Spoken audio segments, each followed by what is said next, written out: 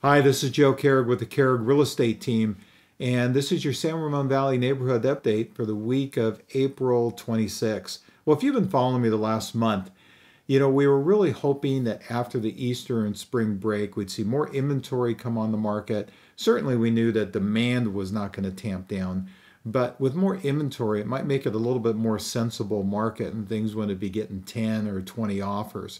So let's dive right in. We're going to talk about the inventory issue compared to the demand issue at the end, but let's dive in and see what's happened the last couple weeks.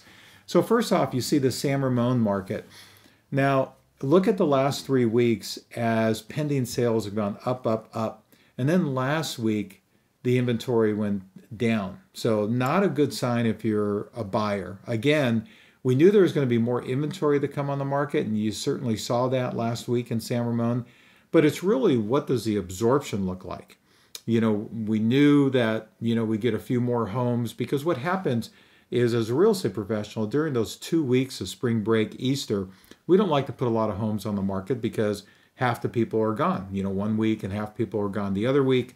So we usually wait. So we always know there's going to be more inventory. Now, in a normal market, pre-COVID, what would happen is, certainly after the spring Easter break, we would see more buyers also. But instead of being 3 buyers for every 1 home in February, March, and April, when most of the appreciation happened, we'd have 4 buyers now, but we'd have 4 homes on the market. Then really, the market would kind of settle down during the summer and straight line out a little bit.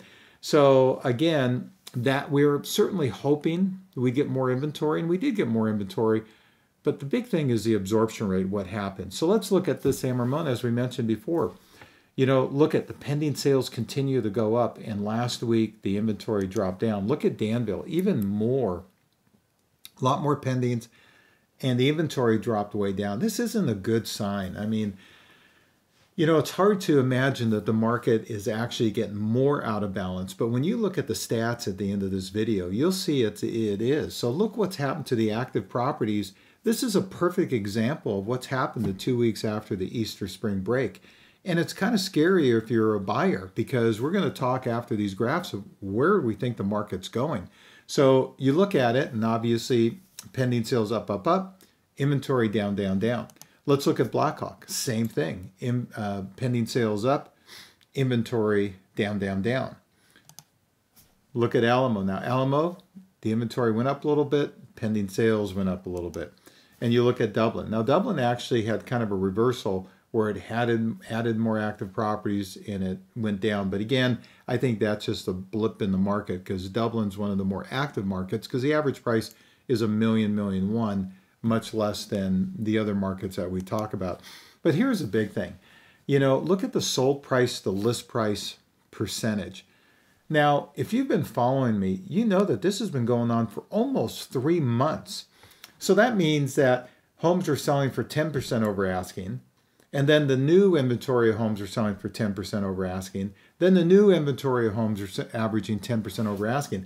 And so that means in the last 3 months, we've had 30% appreciation, and we see it out there in the market. There are homes that are literally going for $300,000, $400,000, $500,000 more than they were just a couple months ago. Matter of fact, look at San Ramon. San Ramon, 114%. It's actually a little bit more than 114%. So if you have a home in San Ramon that's $1.5 million, that means that that home is selling for 1.7. That's just not one home. That's the average. So the average home in San Ramon is selling for $200,000 over asking. So that means that obviously there's a sum a lot higher, because this doesn't include condo and townhouses that are selling, closer to asking price. And if you remember last week, we sat there and said, hey, we've never had, well, 2 weeks ago, let's go back to 4/11. We said, hey, we've never had a week where we've had all 5, cities go over 100%.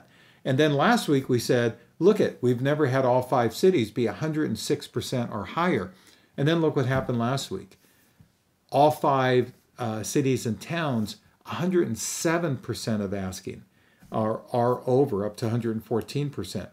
So it's nuts. So where do we think this is going, and what causes it? Number one, if you are a seller who's thinking about potentially selling, you really should have the conversation with your real estate professional.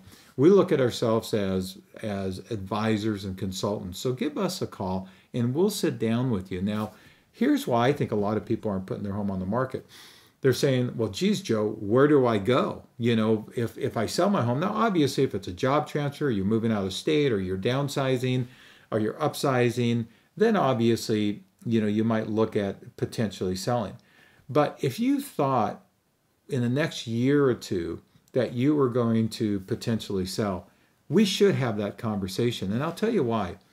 Prices have never been higher and interest rates are almost at their all-time low, which was a surprising part because if you remember a few weeks ago, they actually went up to 3.25%. Well, they're down now below 3% again. I don't know why. You know, I mean, you know, inflation is there. All you have to do is basically go buy anything, including gas and especially a home. Cars are going up. Procter & Gamble, Kimberly-Clark, and Coca-Cola all announced 5 to 10% increases in their prices. Everything's going up across the board. Interest rates should be going up. But for whatever reason, there's the pressure to keep them low. It's certainly not to spur the real estate market because the real estate market doesn't need any help at all. So where do we see the market going from here? Well, you know, I finally came to the conclusion because I think, you know, what happens is just like in California, you know, in Texas or Idaho or Nevada, you know, people say Californians ruin their real estate market. A perfect example, I've had a lot of clients go up to Idaho. So in Idaho, the prices have doubled, but you know, just in the last year. So if there was a $600,000 home, it's like $1.2 million. Now, when a Californian goes out there and they say, oh, geez, look at that home's $1.2 million, and they buy it for $1.2 million, the locals are going, you guys are nuts. This was only $600,000 a year ago, and you're paying $1.2 million. But what they don't realize is that home would be $2 million in California. So we go into markets like Texas and Nevada and Idaho, and we just totally screw up their market, and they're not happy. Matter of fact, you know, the big joke is if you move there, make sure you change your license plates in your car right away so you don't get egged. And the reason why we do that, because we go out there and say, oh my God, this home's only $700,000. I'll take two, you know, because it'd be $1.4 million, you know, here. And I started thinking about it. And, you know, first off, you know, you might ask, well, why are they upset? Their home prices are going up so much. The mindset's a little bit different because in California, because home prices are so high, we always think of our real estate, our homes being an investment. But people don't think like that in other states. I remember I was in Texas in a real estate conference and talking to a real estate agent there. And she said, oh God, we hate you Californians. You've come in and my home went up like $200,000. And I'm going, well, isn't that a good thing? And she said, no, Joe, because we want our kids to be able to grow up and buy homes in our same neighborhood. And you can imagine, so in, let's say, Idaho, where a $600,000 home is now going for $1.2 million. Well, the people that live there, their income hasn't gone up, or if it has gone up, maybe it's just gone up a little bit. So they're struggling with it. Well, when you look at it, that analogy, then I started thinking, going, well, when I really studied, and a lot of the recent Kehrig team listings that we've sold, what's happened is, let's say, for instance, we have a home for $1.5 million as an example. And 5 or 6 of our recent sales, you know, we'll get 4 or 5 offers, $1.6 million to $1.65 million if we're asking $1.5 million. Then all of a sudden we get one out of thin air for $1.75 million, like literally $50,000 to $100,000 to $150,000 higher than a home we just than all the other offers. And usually when you look at it, it's an agent or a buyer from San Jose, from the peninsula.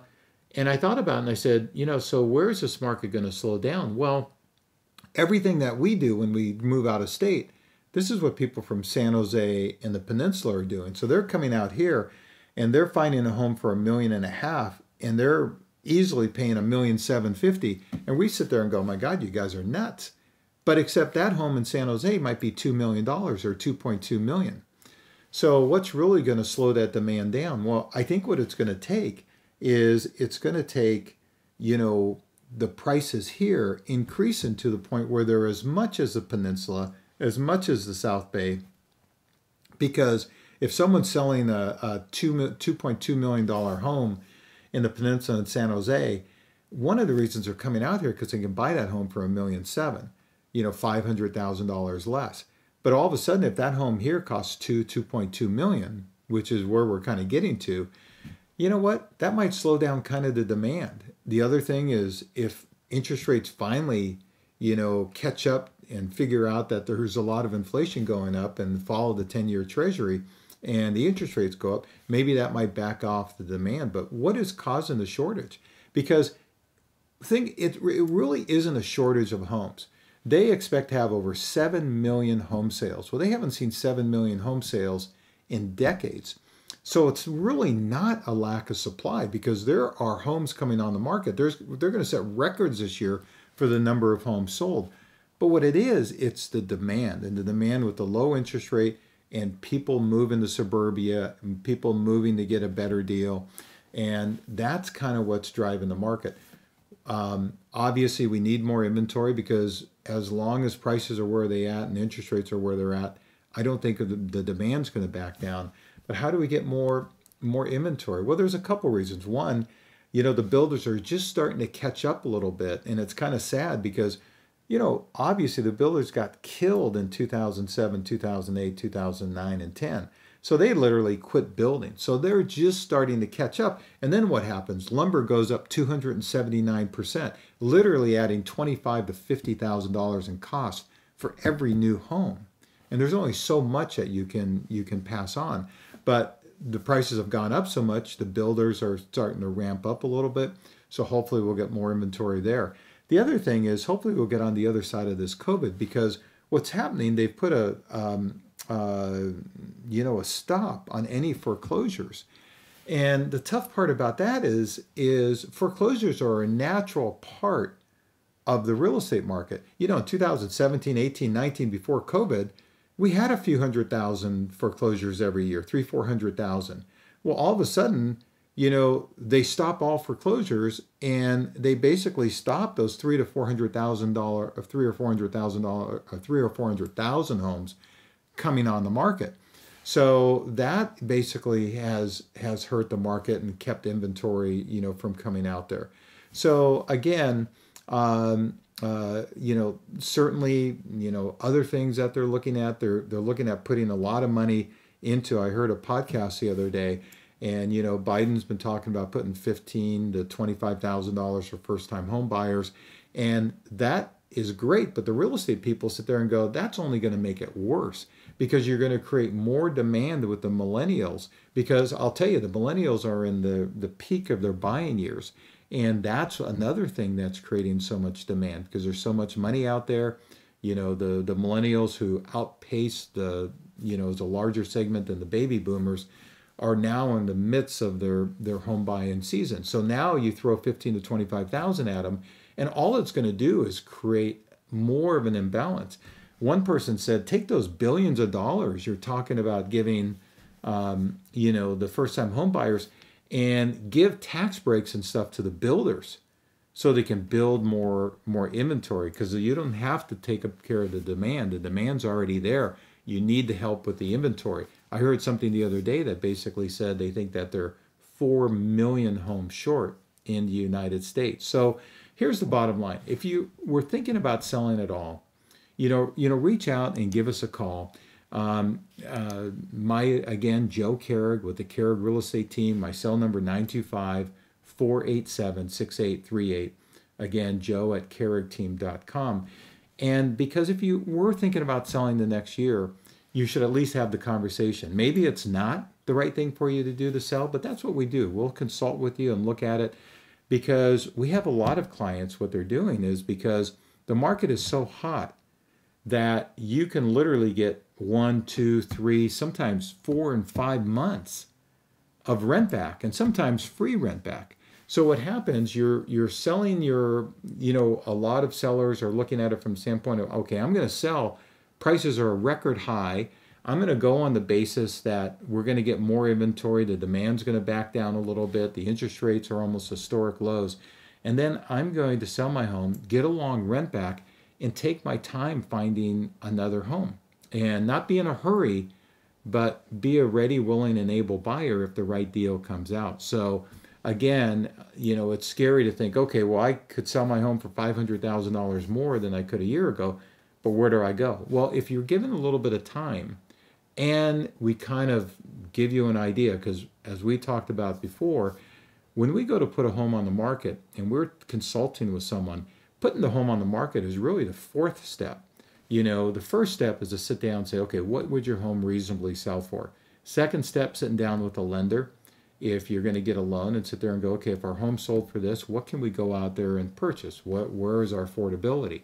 So if you can sell your home for $1 million and your affordability is $1.5 million, well, the first step you would sell for $1 million. The second step, you can afford $1.5 million. Then the third step is actually to go out there, and we'll give you a feel for what $1.5 million can buy you right now. And you might say, hey, Joe, I can appreciate that the $1.5 million home is nicer, but for the cost of selling, the cost of buying, it doesn't make sense. And then you never get to the fourth step.